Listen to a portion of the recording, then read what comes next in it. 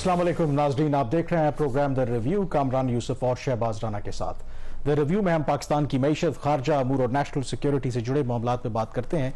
मौजूदा गवर्नमेंट अब चंद दिन की मेहमान है, लेकिन जिस तेज़ रफ्तारी से वो नए कवानीन पास कर रहे हैं या जो मौजूदा कवानीन हैं उनमें तरामीम कर रहे हैं, तो उससे ये अंदाज़ा होता है कि शायद वो बहुत जल्दी में, और कई ऐसे कवानीन हैं जिनमें तरामीम की गई हैं जिनके पाकिस्तान की सियासत पर, पाकिस्तान की जमहूरियत पर और पाकिस्तान का जो ओवरऑल स्ट्रक्चर है उसके ऊपर दूर असरात जो है वो मुरतब हो सकते हैं। कल हमने देखा कि जो सेनेट के अंदर आर्मी एक्ट 1952 में तरामीम जो है उसका बिल जो है वो कसरत राय से पास किया गया। 11 सफ़ात पर मुश्तमिल ये तरामीम है, और इन तरामीम के अंदर ऐसा कुछ क्या है जिससे जैसे मैंने कहा कि पाकिस्तान की सियासत का, पाकिस्तान की मईशत का जो पूरा नक्शा है वो तब्दील होने जा रहा है। तो इन डिटेल इस हवाले से बात करेंगे, और उसका कहीं ना कहीं लिंक जो है पाकिस्तान की मईशत से है, जो इकोनॉमिक रिकवरी प्लान है उसके साथ भी है। और इसी से जुड़ी एक चीज़, जाहिर है कि इस हफ्ते का आगाज़ आपको पता है कि आपकी धमाकादार खबर से हुआ, बड़ी कंट्रोवर्सी भी बनी, और ख़बर वो ये थी कि आपने ये खबर की कि जो अगले निगरान वज़ीर आज़म हैं उनके लिए जिस उम्मीदवार पर गौर हो रहा है वो कोई और नहीं है बल्कि जो मौजूदा वज़ीर ख़जाना है इसहाक डार, PMLN के सीनियर लीडर। और ये खबर इसलिए भी बनी क्योंकि अदरवाइज जो आइन के अंदर मौजूद है कि जो केयर टेकर सेटअप होगा वो न्यूट्रल होगा। इसहाक डार तो न्यूट्रल नहीं है। अब जब इतने दिन गुजर गए हैं, पीपल्स पार्टी का हमने रिएक्शन देखा, PMLN के अंदर से भी हमने देखा रिएक्शन आया है। अब क्या सूरत हाल है? क्या वो प्लान जो है स्टिल इंटैक्ट है कि Ishaq Dar could be the next caretaker prime minister, या आपकी खबर के बाद सूरत हाल जो है वो तब्दील हो गई है? देखिए, कहने वाले तो ये कहते हैं कि मेरी खबर के बाद इसहाक डार साहब के जो चांसेस हैं वो काफी कम हो गए, और लग भी ऐसे रहा कि चांसेस उनके कम हो गए। बट इसहाक डार सुना है कि आज वो दाता दरबार भी उन्होंने हाजिर वो उनका एक रिलीजियसली वो माशाल्लाह उनको सलाहियत दी और वो करते भी हैं, वो उनका एक वो करते हैं, वो उनकी पार्ट ऑफ हिज लाइफ है। वो दाता दरबार भी जाते हैं लाहौर में या पिंडी इस्लामाबाद में भी, और आउट ऑफ इस्लामाबाद भी कुछ है उनकी प्लेसेस जहाँ पे वो जाते रहते हैं। द पॉइंट इज के बेशक इसहाक डार साहब का जो उसका चांस है उनका वो काफ़ी कम हो गया है। और जब तलत हुसैन के प्रोग्राम में उनसे जब ये सवाल हुआ तो उन्होंने कहा कि सहाबी दोस्त ने जब मेरे से रब्ता किया तो मैंने उनको कहा कि तुम ये खबर ना करो, अभी वो प्री मैच्योर है, दिस एंड दैट, बट उन्होंने मेरी बात नहीं मानी। सहाफ़ी का काम होता है खबर करना। पूरा हफ्ता इसके ऊपर डिस्कशन होती रही, खबर किसने दी, ठीक है गलत है, लेकिन उस खबर को उस वक्त भी मैं कह रहा था और मुसलसल इस पूरा हफ्ता भी कह रहा हूँ, चूँकि हमारा ये पहला प्रोग्राम है तो इसमें डिस्कस करना ज़रूरी है। उस खबर के 3 एस्पेक्ट्स थे। अब वो ये पूरा हफ्ता जो है, मतलब अतवार को वो खबर आई थी, आज जुमा है, और इस हफ्ते का जो इख्तिताम हुआ वो उस खबर को पॉइंट बाय पॉइंट उसको साबित कर रहा है कि ये प्लान कैसे एग्जीक्यूट होने जा रहा है। इसलिए मैं अभी भी कह रहा हूँ मे बी डार साहब के चांसेस कम हो गए हैं, ख़त्म नहीं हुए। अच्छा, अब पहला सवाल इसके अंदर ये कि जी ये है क्या चीज़? ये मिलिट्री एस्टेब्लिशमेंट और सिविलियन हुकूमत ने जब ये सारी सूरत हाल देखी पाकिस्तान की इकानमी की, कि पिछले 1 साल से जो हालात ख़राब हैं ख़ास तौर पर, उससे पहले भी पाकिस्तान मुसलसल IMF के प्रोग्राम्स में जा रहा है 2013 से, उससे पहले एक 10 साल का जो ब्रेक इसलिए आया था कि हम वॉर ऑन टेरर में पार्टनर बनेंगे, दुनिया ने हमें ग्रांट्स भी दी, सस्ते कर्जे भी दिए, हमारा पेरिस क्लब ने डेट स्केड्यूल कर दिया 15 साल का, लेकिन जो पाकिस्तान की इकॉनमी के फंडामेंटल प्रॉब्लम्स थे वो अपनी जगह पर खड़े रहे। तो फिर एक प्लान कंसीव हुआ।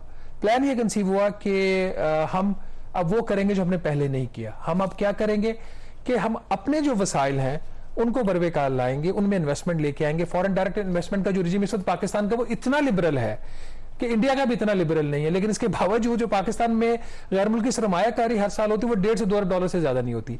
मैक्सिमम जो इन्वेस्टमेंट हुई वो $5 अरब की हुई थी गालिबन 2006 में या 2005 में जनरल मुशर्रफ के टाइम पे। उसके बाद वो नंबर हमने कभी अचीव नहीं किया। तो प्लान ये बना कि जो केयर टेकर गवर्नमेंट आएगी उसको एम्पावर किया जाएगा। वो आपने देख लिया कि सेक्शन 230 में तरमीम आई, उसका भी हम जिक्र करते हैं। फिर मिलिट्री का एक रोल होगा, वो भी हमने देख लिया। हमारे रिजवान शहजाद साहब जो टीम के मेंबर भी हैं रिव्यू के और अच्छे रिपोर्टर हैं हमारे, उनकी जो आज की खबर है वो बहुत अहम है कि किस तरह सेक्शन 175 डी और ई में अमेंडमेंट्स करके मिलिट्री को फॉर्मली एक रोल दे दिया गया है पाकिस्तान की इकोनॉमिक डिसीजन मेकिंग में। अब तीसरा इसका जो एस्पेक्ट था वो डार साहब वाला था। फिर यूएई के साथ हमारी डील्स होंगी।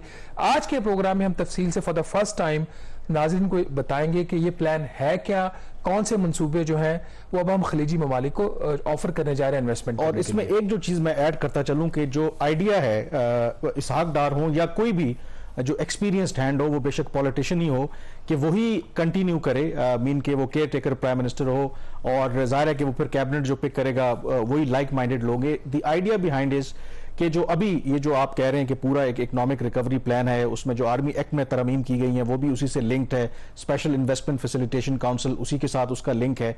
तो आइडिया ये है कि उसके अंदर कोई डिस्ट्रप्शन ना आए, कि 3 महीने में ये ना हो कि वो डिले हो जाए।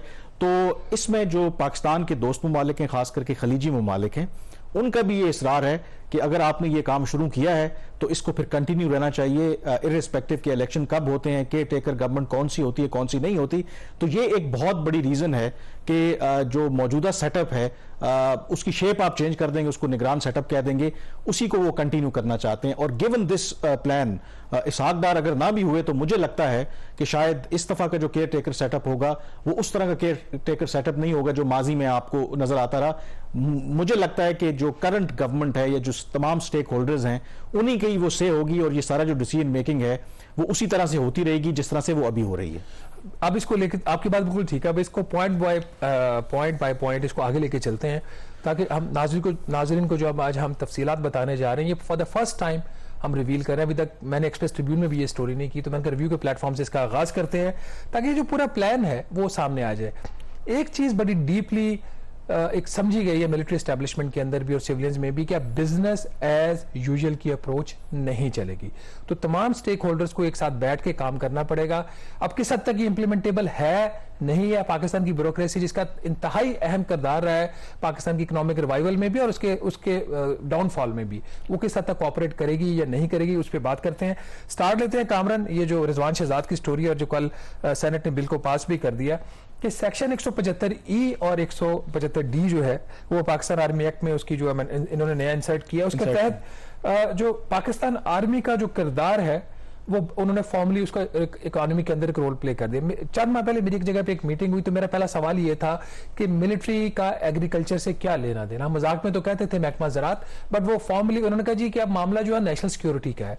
तो जब मामला नेशनल सिक्योरिटी का होगा तो उसमें फूड सिक्योरिटी भी आ जाएगी, सब कुछ आ जाएगा।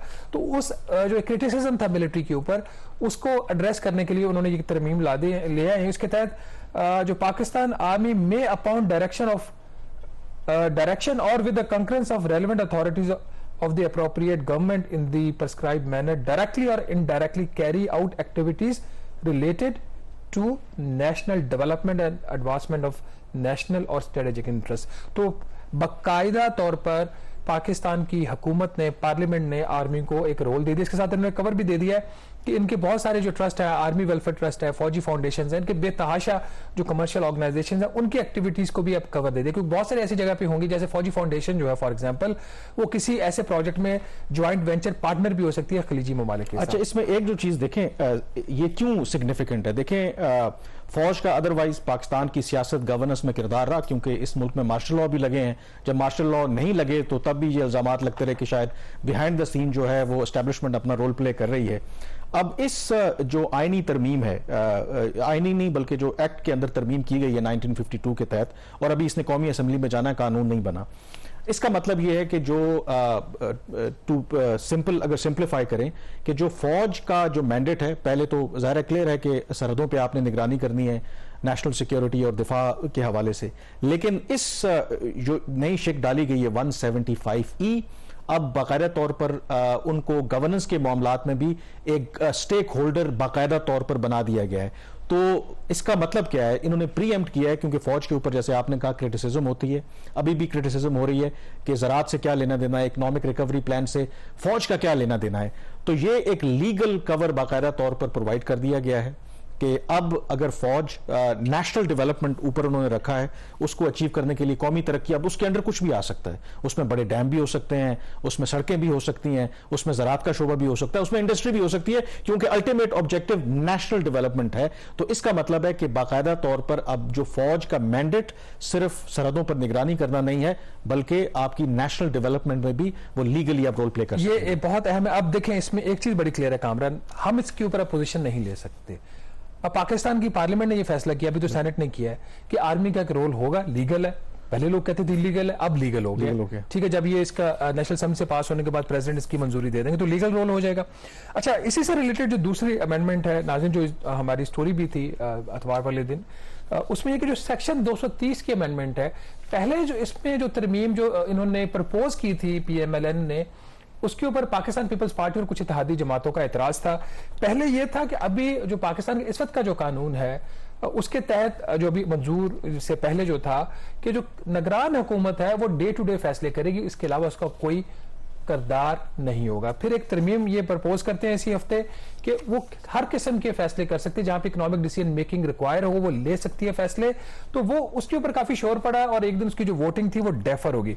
अब जो रिवाइज्ड इन्होंने फिर कुछ इनका कंसेंसस हुआ पॉलिटिकल लेवल पे, तो उसका जो रोल है जो केयर टेकर गवर्नमेंट का, उसको मजीद इख्तियार दे तो दिए गए इकोनॉमिक मैटर्स में, बट वो उसमें उन्होंने कहा जी कि जो एग्जिस्टिंग प्रोजेक्ट्स होंगे इकोनॉमी से रिलेटेड, उस हद तक उनके जो इख्तियारात वो महदूद कर दिए गए। ये इख्तियारात महदूद नहीं है, वो कैसे, वो अभी हम आपको बताते हैं।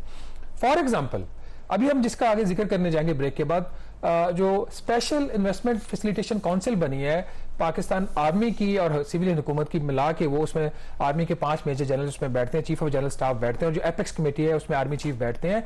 उसने एक लिस्ट लंबी जो है वो मंसूबों की मंजूरी दे दी है। अब SIFC ने उसकी मंजूरी इसी हुकूमत के टाइम पे दे दी है, तो उसके ऊपर जो एग्जीक्यूशन होगी वो एग्जिस्टिंग प्रोजेक्ट्स की कैटेगरी में आ जाएगी केयर टेकर गवर्नमेंट के टाइम पे। दूसरी चीज, जो इस्लामाबाद इंटरनेशनल एयरपोर्ट है उसकी आउटसोर्सिंग का जो काम है वो चल रहा है, उसकी मंजूरी इसी हुकूमत ने दी है, अभी उस पर इंप्लीमेंटेशन नहीं हुई, वो भी एग्जिस्टिंग में आ जाएगा। फिर मुत्तहदा अरब अमारात के साथ सी पोर्ट्स का मामला चल रहा है, उसकी मंजूरी भी इसी हुकूमत ने दी है, कुछ और कुछ काम हो रहा है, बाकी जो मामला है वो केयर टेकर के सेटअप पे आ जाएगा। तो बड़ी एक वास्ट पावर्स दे दी गई हैं। पिछले हफ्ते SIFC की जो एपेक्स कमेटी थी उसकी एक मीटिंग हुई, बाकायदा उसके अंदर जो प्रोजेक्ट की मंजूरी दी गई, और ये जो SIFC इसके ऊपर 12 बात हो चुकी है, इसका मेन मैंडेट है क्या, थोड़ा सा हम इसको रिएट्रेट कर देते हैं। ये 12 ये चीज छप भी चुकी है कि ये क्या करेगी, एक सिनर्जी होगी between the federal and the provincial governments. एक ऐसा कॉमन प्लेटफॉर्म होगा जहां पे फेडरल, प्रोविंशियल और आर्मी के जो लोग हैं एक प्लेटफॉर्म के ऊपर बैठेंगे। क्यों बैठेंगे कि जो गैर मुल्की सरमायाकारी आपने लेके आनी है पाकिस्तान में, उसमें बहुत सारे ऐसे मामला हैं जो सूबाई नेचर के हैं। जमीन की जो आपकी लीज है, फरोख्त है, खरीद है, वो सूबाई मामला है। बहुत सारे ऐसे मामला हैं जो वफाकी नेचर के हैं, तो उसका जो फेडरल गवर्नमेंट का सब्जेक्ट है वो उसके ऊपर फैसले, और उसको पुश करने के लिए फिर आर्मी के वहां पे जर्नैल बैठे होंगे जो अपनी पावर, जो इख्तियारात का इस्तेमाल करेंगे। ये दूसरा उसके अंदर ये होगा कि उसका पैसा कहां से आएगा, ये पॉइंट बहुत अहम है।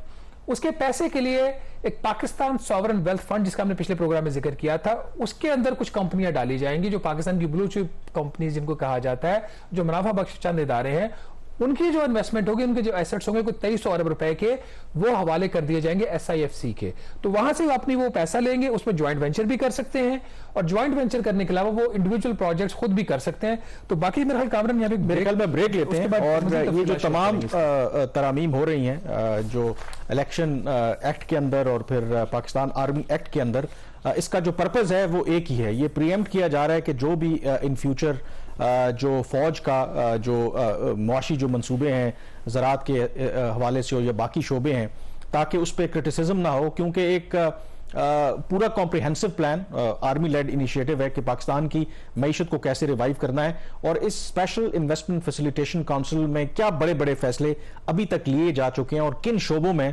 सरमायाकारी करने का प्लान है, ब्रेक के बाद आपके साथ एक्सक्लूसिव डिटेल्स शेयर करेंगे।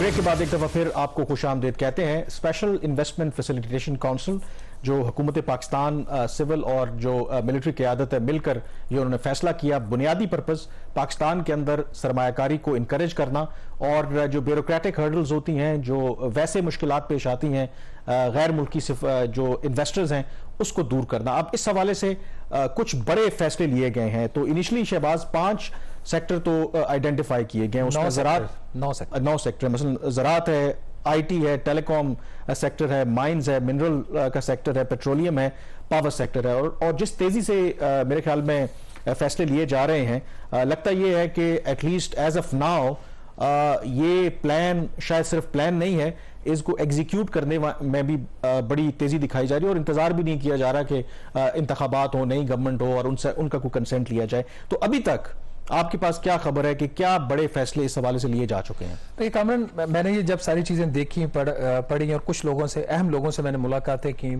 तो मुझे ये समझ आई कि ये जो मंसूबा अगर इंप्लीमेंट हो जाता है तो चाइना पाकिस्तान इकोनॉमिक कॉरिडोर, जिसको 2013 में कहा गया था कि पाकिस्तान की वो तकदीर बदल देगा, ये उससे भी बड़ा मंसूबा हो सकता है, प्रोवाइडेड ये फुली इंप्लीमेंट हो जाए। एक चीज अगर ये हो जाता है और उसके बाद जो सरमायाकारी वो पाकिस्तान में आ जाती है और पाकिस्तान की जो डिपेंडेंसी है, रिलायंस है कर्जों के ऊपर, गैर मुल्की कर्जों के ऊपर, IMF के ऊपर, फिर वो भी कम हो सकती है एटलीस्ट। ये एक बहुत बड़ा इनिशिएटिव है जो इसमें प्रोजेक्ट्स हैं। ऑल्दो लग ये रहा है कि अभी जो रेडी प्रोजेक्ट्स थे वो इन्होंने इसमें एपिक्स कमेटी में ले गए हैं और एपिक्स कमेटी ने उसकी असूली मंजूरी दे दी है। बाकी जैसे जैसे उसके ऊपर चीजें होंगी वैसे वैसे जो प्रोग्रेस होगी तो वो उसको अप्रूव करते जाएगा। अब इसकी जो तफसीलात है वो नाज़रीन के साथ शेयर कर लेते हैं। फॉर द फर्स्ट टाइम ये चीजें सामने आ रही हैं कि एपेक्स कमेटी ने अभी तक 28 बड़े मंसूबों की उन्होंने असूली मंजूरी दे दी है। ये 9 सेक्टर्स हैं पाकिस्तान की इकोनॉमी के जिनके अंदर ये सारे मंसूबे होंगे। इनकी कोई अभी मालियत के हवाले से बात नहीं हुई, लेकिन अगर इनकी नेचर को इन प्रोजेक्ट्स को देखा जाए तो लगता ऐसे है कि इसकी जो इन्वेस्टमेंट का साइज होगा, जो सीपेक में की अभी तक पाकिस्तान में सरमायाकारी हो चुकी है तकरीबन 28 अरब डॉलर के आसपास, उससे कहीं ज्यादा होगा, प्रोवाइडेड अगर ये तमाम मंसूबे जो हैं वो मंजूर हो जाते हैं। और इसका आइडिया ये है कि इनिशियली जो इन्होंने आइडेंटिफाई किया पाकिस्तान ने कि कोई 23 ममालिक होंगे जहां से पाकिस्तान मुतवक्के सरमायाकारी ले सकता है, लेकिन जो पाकिस्तान का फोकस है वो 4 बड़े जो खलीजी ममालिक है जिनका डायरेक्ट इंटरेस्ट है पाकिस्तान के अंदर, उनके ऊपर फोकस होगा। इसमें सऊदी अरेबिया है, कतर है, मुत्तहिदा अरब अमारात और बहरीन है। इन ममालिक से पाकिस्तान में सरमायाकारी हो सकती है। और ये जो मंसूबे हैं जो शॉर्टलिस्ट किए हैं, 28 मंसूबे हैं, इसमें जो एक ज्यादातर जो मंसूबे इसमें अभी इनिशियल स्टेज पे बहुत फास्ट ट्रैक के ऊपर जा रहे हैं, जिनकी उम्मीद है कि अगले 6 माह में उसकी कोई ना कोई शेप निकल आएगी। उसमें एक मंसूबा जो है वो कॉर्पोरेट फार्मिंग का है, कोई 10,000 एकड़ का एक फार्म बनाया जाएगा चोलिस्तान के एरिया में। ये जमीन बिल्कुल बंजर पड़ी हुई है, कतर इसमें इंटरेस्टेड है। इसकी एपेक्स कमेटी ने जो है मंजूरी दे दी है। ये एक फॉर्म है, इस तरह के 5 फार्म जो है वो बनाए जा सकते हैं। दूसरा एक आला नस्ल की जो है गाय, उनके पालने का एक मंसूबा है, उसकी भी मंजूरी दे दी है। इससे मुल्क के अंदर जो दूध की पैदावार है वो बेहतर होगी। फिर तीसरा जो मंसूबा है इसके अंदर वो है इन्होंने एक फीड लॉट फार्म बनाना है 30,000 जानवरों का, इसकी भी मंजूरी दे दी है एपेक्स कमेटी ने। और इस तरह के 5 जो मंसूबे हैं वो बन सकते हैं। फिर एक कामरान जो ऊंटों की अफजाइश के लिए भी एक फार्म है और 10,000 ऊंटों के लिए इन्होंने इनिशियल एक फार्म की मंजूरी दी है, एपेक्स कमेटी ने असूली मंजूरी दी है। और इस तरह के जो है वो 5 फार्म या इससे भी ज्यादा फार्म जो है वो बनाए जा सकते हैं। ये है सिर्फ एग्रीकल्चर सेक्टर के अंदर। तो अगर ये चीजें एग्रीकल्चर सेक्टर के अंदर एग्जीक्यूट हो जाती हैं तो इसका जो पाकिस्तान को बेनिफिट होगा कि अभी जो इंपोर्ट्स हो रही हैं कुछ चीज़ों की, उसकी सब्स्टिट्यूशन हो जाएगी और पाकिस्तान की जो अपनी जो ज़रूरियात हैं दूध की, गोश्त की, वो पूरी हो जाएंगी। और ये जो ख़ास तौर पर ये इन्होंने एक उसके लिए मीट के लिए भी एक प्रोजेक्ट है इन्होंने किया है कि 20,000 जानवरों का एक आला नस्ल की वो पालेंगे। इसमें चाइना का इंटरेस्ट है, ऑल्दो फोकस पाकिस्तान का 4 खलीजी ममालिक के ऊपर है, लेकिन चाइना जो है वो गोश्त के अंदर उनका, और ख़ास तौर पर ये हमारे जो कतर है, कतर का इन प्रोजेक्ट्स के अंदर काफ़ी जो है वो इंटरेस्ट है।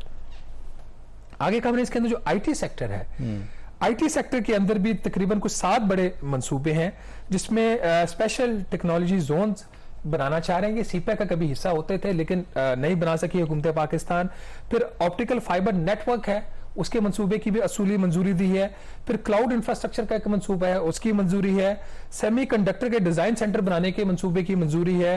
फिर मैन्युफैक्चरिंग ऑफ स्मार्ट डिवाइसेस का है। फिर ग्लोबल सिल्क हब और इसके साथ जो क्लस्टर होंगे स्मॉल प्रोजेक्ट्स के और centre for excellence for women, ये वो मंसूबे हैं जो इंफॉर्मेशन टेक्नोलॉजी के सेक्टर में जो हुकूमत करना चाह रही है, और ये भी ऑफर होंगे फॉरेन इन्वेस्टमेंट के लिए।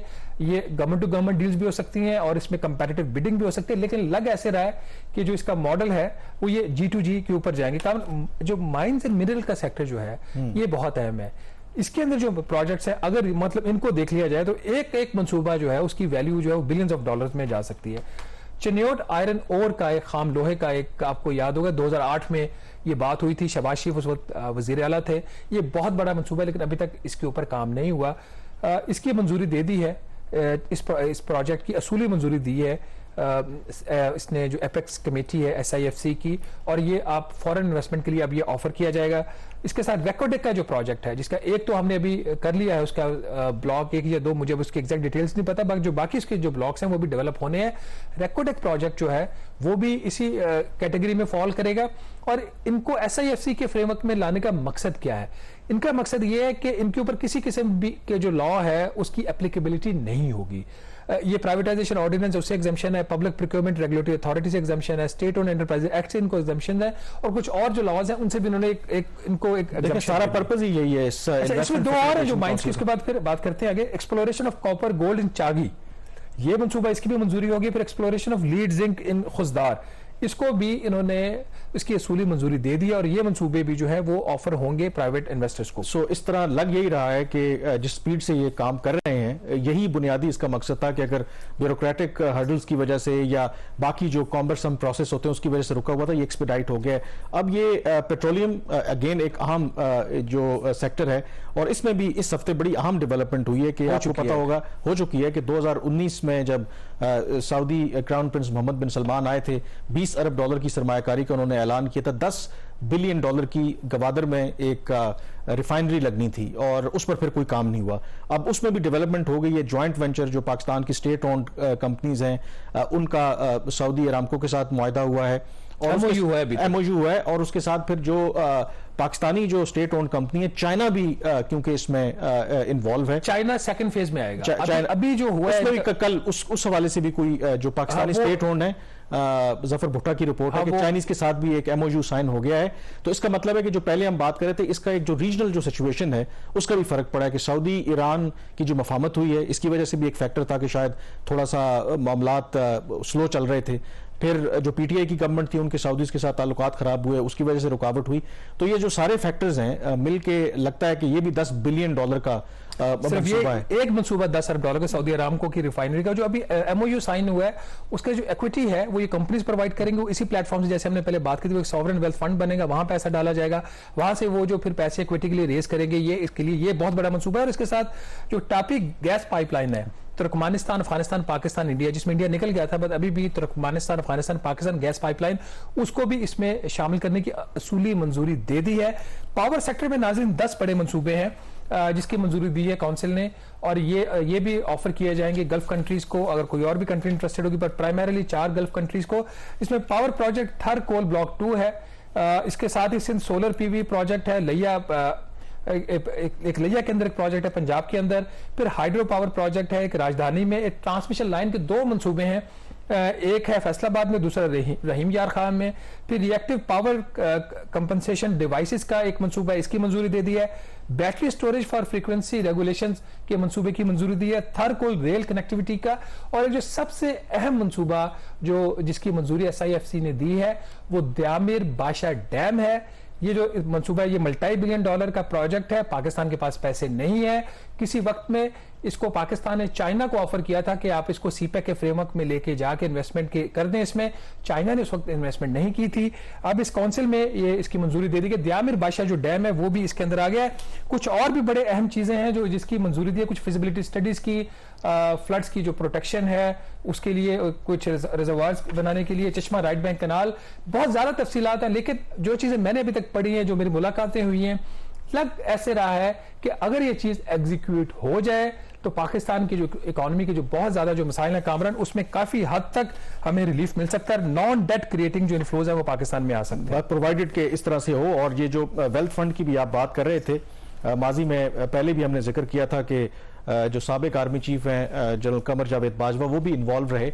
और यूएई ने जो मुझे ज़राए ने बताया जब नेगोशिएशन चल रही थी कि अगर ये सारा प्लान एग्जीक्यूट हो जाता है तो पाकिस्तान के ये जो एसेट्स हैं और बाकी जो सरमायाकारी है, उन्होंने असेस किया था कि 100 या 120 बिलियन डॉलर की ये सरमायाकारी या जो पाकिस्तान के एसेट्स की वैल्यू है, अगर इसको प्रॉपरली एग्जीक्यूट कर लिया जाए तो पाकिस्तान के जो मसाइल हैं बैलेंस ऑफ पेमेंट के और बाकी मुआशी मसाइल जो हैं वो हल हो सकते हैं। ऐसा होगा या नहीं होगा ये तो आने वाला वक्त ही बताएगा। लेकिन यहाँ पे ब्रेक लेंगे और ब्रेक के बाद ऑब्वियसली पाकिस्तान के अंदर इतना बड़ा जब आप कोई प्लान लेकर आए तो उसको फिर कोई कानूनी कवर भी चाहिए होता है। तो क्या ये मुमकिन है कि ये सारे इनिशिएटिव जो कोर्ट ऑफ लॉ है या अदालतों में कहीं ये मामला एक रुकावट ना बन जाए, उसके लिए गवर्नमेंट ने क्या कोई प्रीएम्प्टिव मूव्स लिए हैं? ब्रेक के बाद उस पर बात करेंगे।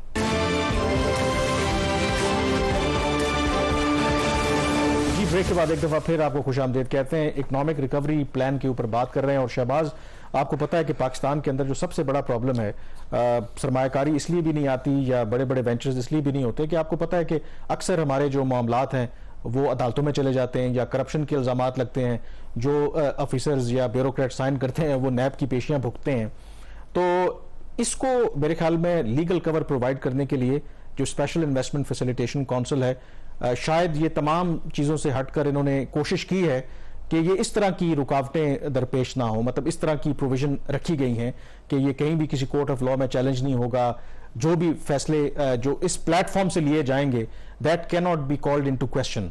ये बहुत इन्होंने एक देखें, मेरे तो ख्याल में ये ठीक काम किया ना वे कि अगर आपने कोई काम करना है तो उसको प्रॉपर एक लीगल कवर दे दें। अभी तक तो ये एक एडमिनिस्ट्रेटिव डिसीजन था, पिछले महीने तक जून में प्राइम मिनिस्टर ने एक थ्रू नोटिफिकेशन ये काउंसिल बनाई थी।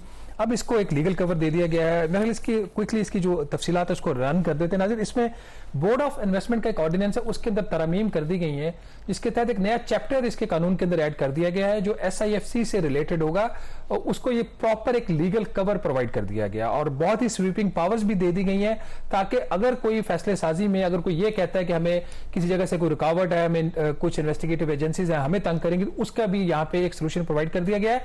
और बाकी फंडिंग के जो मैकेनिज्म है, सॉवरेन वेल्थ फंड, वो सारी चीजें भी यहाँ पे डाल दी गई हैं। तो इसकी जो council as per the law, अब प्रेसिडेंट जो होंगे इस काउंसिल के वो प्राइम मिनिस्टर ऑफ पाकिस्तान होंगे। उनके पास ये इख्तियार होगा कि वो किसी भी मेंबर को, किसी भी शख्स को इस काउंसिल का वो मेंबर बना सकते हैं। जैसे कि आर्मी चीफ इस वक्त, पहले वो नोटिफिकेशन के थ्रू वो मेंबर थे, अब वो एक प्रॉपर मेंबर, लीगल कवर भी उनको होगा उनकी मेंबरशिप को। इसका जो स्कोप है, ये 9 बड़े सेक्टर्स हैं, वो सेक्टर्स भी कानून के अंदर डिफाइन कर दिए गए हैं। इसमें डिफेंस है, एग्रीकल्चर, इंफ्रास्ट्रक्चर डेवलपमेंट है, इसमें स्ट्रेटेजिक इनिशिएटिव्स हैं, लॉजिस्टिक्स है, minerals, information technology, telecommunication, energy, ये वो एरियाज हैं जिनको रेलेवेंट फील्ड्स कह के ये डिफाइन कर दिया गया और कानून में इसकी बाकायदा प्रोटेक्शन दे दी गई कि इन सेक्टर्स के अंदर जो है वो ये जो SIFC की जो है वो अपने फैसला साजी करेगी और मंसूबे जो है वो ऑफर करेगी गैर मुल्की सरमायाकारी के लिए। इसके अलावा भी अगर कोई हुकूमत को सेक्टर शामिल करना चाहे तो वो बाद में थ्रू नोटिफिकेशन कर सकती है। इसका जो फंक्शन है प्राइमरीली वो सिंगल विंडो फंक्शन होगा कि तमाम जो फैसिलिटीज हैं वो एक ही प्लेटफॉर्म के ऊपर जो है वो प्रोवाइड कर दी जाएंगी फॉरेन इन्वेस्टर्स को।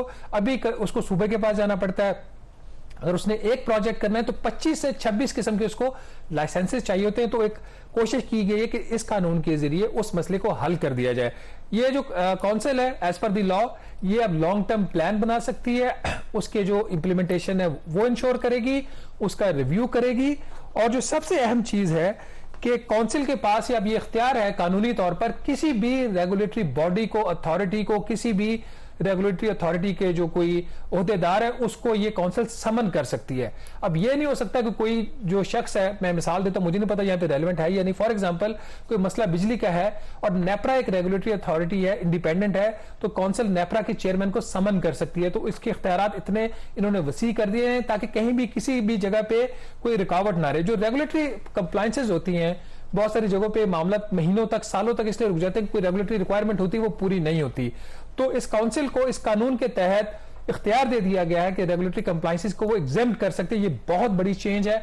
इससे अगर ब्यूरोक्रेसी, अगर कोई किसी किस्म की को प्रॉब्लम आएगा तो अब ये काउंसिल के पास इख्तियार है कि उसको भी ये एड्रेस फास्ट ट्रैक बेसिस पे कर सकती है। और फिर इम्यूनिटी इनको दे दी गई है कि काउंसिल के किसी भी काम के ऊपर किसी किस्म का कोई लॉ सूट, कोई केस नहीं हो सकता, कोई नैब, कोई FIA, किसी किस्म की इनके खिलाफ जो इन्वेस्टिगेशन है वो नहीं इसके अंदर वो इनिशिएट कर सकते अनटिल उनके पास ऐसा एविडेंस हो जिसको रिफ्यूट ना किया जा सके। एक और जो अहम क्लॉज इसके अंदर एक जो सेक्शन डाल दिया गया ओवरराइडिंग इफेक्ट का, कि इसके जितने भी इकदामात हैं, जो लॉज हैं, इंस्ट्रूमेंट्स हैं, वो इफेक्टिव नहीं है एज लॉन्ग एज इस काउंसिल का जो काम है। तो इतनी वास्ट पावर्स दे देंगे ये नाज़रीन, और अगर इसके बाद भी अगर पाकिस्तान में सरमायाकारी नहीं आती तो ये फिर एक बहुत बड़ी एक सोचने की बात होगी कि chief of the army staff, prime minister of Pakistan, तमाम सूबाई वुज़रा आला, तमाम ब्यूरोक्रेसी एक प्लेटफॉर्म के ऊपर एपेक्स कमेटी में बैठे हैं, फैसले करते हैं और तमाम चीजों को वन विंडो के तौर पर लेके आगे जाया जाए। तो फिर भी अगर सरमायाकारी ना आ सके तो फिर कुछ नहीं कहा जा सकता। और अगर ये इनिशिएटिव कामयाब हो गया तो मेरा ख्याल है कि 3 से 4 साल के बाद शायद पाकिस्तान को IMF की जरूरत ना पड़े, लेकिन अभी भी हमें IMF की जरूरत है, ये बात जहन में रहे। जहां पे ब्रेक लेंगे और ब्रेक के बाद जिक्र करेंगे थोड़ा अफगानिस्तान।